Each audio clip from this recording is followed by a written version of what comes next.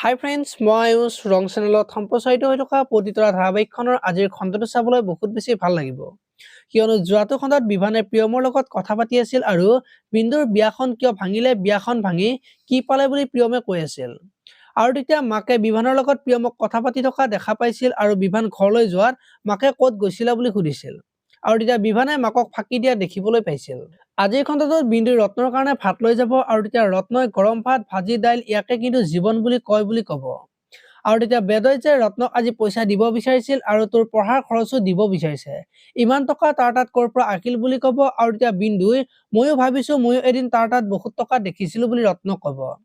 এতিয়া বৰ ৰত্নই বেদই কি কৰে ক'ব নেকি, দেখিবলৈ পাব আজিৰ খণ্ডটোত। ইফালে আকৌ অনুৰ মাকক আজি বিভূতি ফুকনে ডিভোৰ্চ দিব আৰু তেতিয়া মনীষা জোনালীৰ ওচৰলৈ যাব আৰু কথা শুনাব। আৰু তেতিয়া জোনালীয়ে মমৰ পোহৰত থকা মানুহে হঠাৎ টিউবলাইটৰ পোহৰ পালে চকু চাপ মাৰি ধৰাটো স্বাভাৱিক বুলি কোৱা দেখিবলৈ পাব। আনফালে আকৌ পৰমহৎ ঘৰলৈ যাব আৰু তেতিয়া প্ৰজ্ঞাই মনীষাহঁতক চাবলৈ যাওঁতে চিৰিৰ পৰা পৰি যোৱা দেখিবলৈ পাব।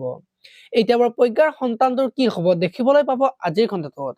আপোনালোকে পতিতৰা ধাৰাবাহিকখন চাই কেনেকুৱা পায় কমেন্ট কৰি জনাব। আৰু যদি আপোনালোকে এতিয়ালৈকে যদি চেনেলটো ছাবস্ক্ৰাইব কৰা নাই তেতিয়াহ'লে চেনেলটো ছাবস্ক্ৰাইব কৰি ভিডিঅ'টোত এটা লাইক কৰি দিব। ধন্যবাদ।